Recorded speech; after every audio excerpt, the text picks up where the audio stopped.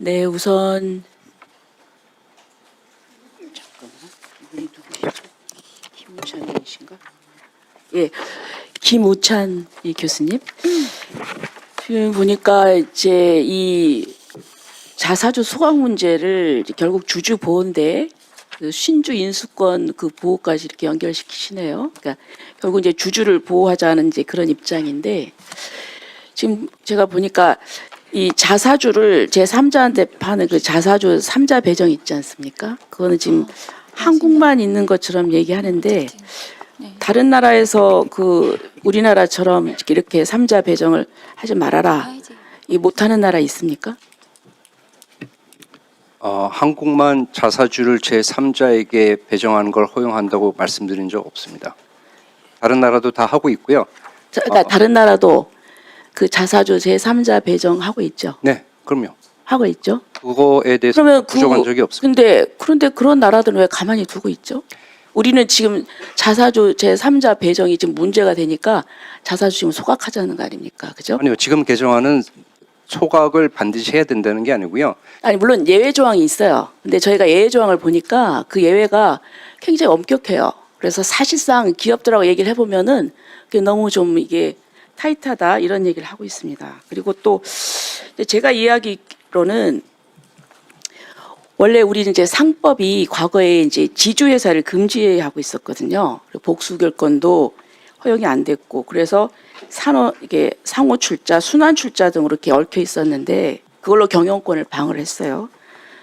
근데 이제 이거 재벌 개혁한다면서 지주회사 전환을 요구를 했습니다. 그래서 자사주를 활용하게 되었는데 저는 이제 이런 부분에 대해서 그러면 이제 과거에 경영권 방어를 위한 그 순환 출자, 상호 출자를 했는데 이제 이게 전환이 되면서 이제 유일하게 이제 자사주 이것이 경영권 방어의 그 뭔가 툴로 남아 있었는데 그러면은 이제 이 어떻게 해야 되나 이 자사주의 그런 기능을 이제 결국 소각하면 이제 없애버린다는 것인데 주주 이익을 위해서.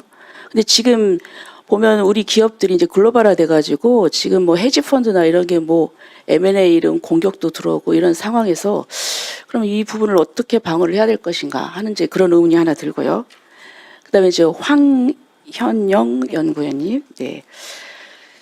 여기 이제 제가 보니까 한국 기업 중 주식의 10% 이상을 자사주로 갖고 있는 곳이 8.4%나 된다. 네.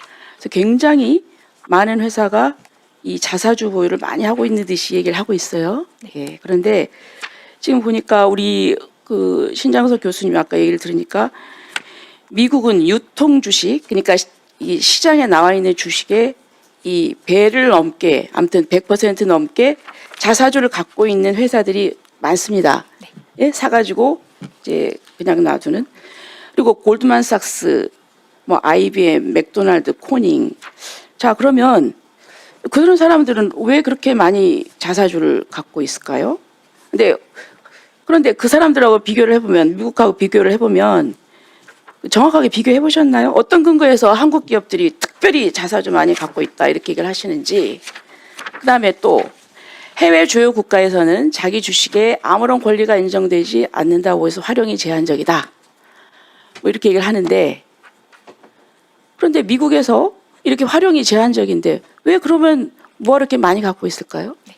답변. 자, 그러면 제가 두 가지 질문을 했는데 시간 관계상 우리 김우창 교수님 답변해 주시고 그다음에 황현영 연구원 답변을 해주세요.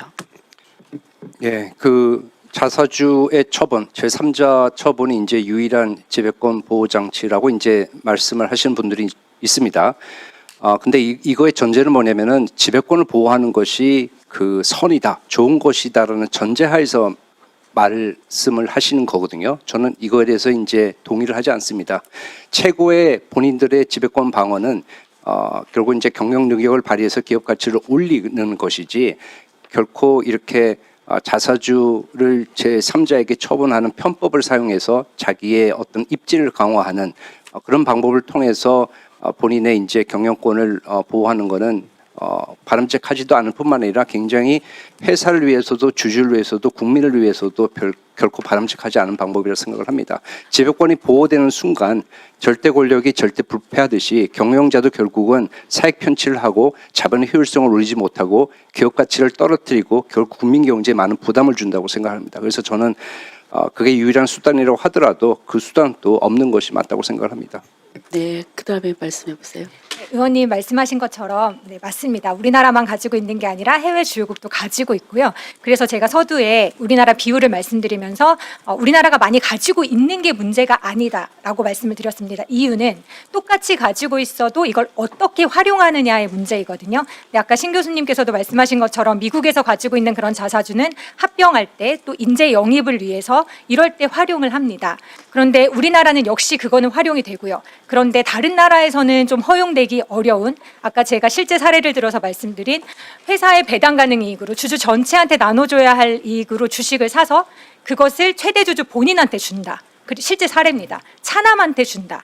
이런 사례는 일본도 영국도 미국도 허용되지 않습니다. 왜냐하면 한 가지만 더 말씀드릴게요. 왜냐하면 영국이나 독일은 자사주를 처분할 때 제3자한테 처분할 때는 주주 동의를 받아야 합니다. 주주 총회를 거쳐야 하기 때문에 불가능하고요. 또 미국 같은 경우는 이렇게 하면은 소송의 대상이 되기 때문에 되지 않습니다. 그래서 그런 관점에서 봐주시면 감사하겠습니다. 제가 잘 들었고요. 그러다 이제 기업이라고 하는 것이 그 도덕 군자들이 하는 것은 아니에요. 네. 어떻게 볼 때는 우리 어떤 그 본능적인 거. 근데 이거를 이 제도적으로 이걸 잘 다른 방향으로 이끌어 가야 되는데, 물론 그런 이제 지금 말씀하신 뭐 그런 이제 부정적인 측면이 없었던 건 아닙니다. 하지만 제가 볼 때는 지금 현실이, 자, 우리는 이렇게 선한 방향으로 나가고 있는데 지금 그렇지 않아요. 지금 M&A 시장이나 그 공격 들어오는 거 보면요, 헤지 펀드들 그건 아주 무차별합니다. 그런 데서 우리가 이제는 우리 국력도 성장한 만큼 이걸 보호해야 된다고 생각을 하고, 지금 상호 토론은 안 되지만 우리 신장석 교수님께서 이 두 분이 말씀을 하셨는데 거기에 대한 좀 뭐 말씀을 좀 해주실 수 있을까요? 아니 삼자 인수라든지 그런 것들이 문제가 되면 가까이 마이크 대고 말씀해 주시죠.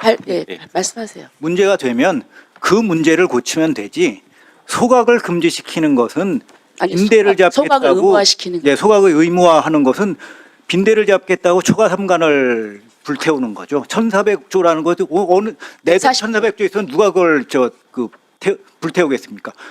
그러니까 삼자 배정이 문제가 되면 거기에 대해서 빈대약을 제대로 쳐야지 왜 초과 삼간을 태우냐. 저는 초과 삼간을 태우지 않는 사람들은 다른 의도가 있다고 봅니다.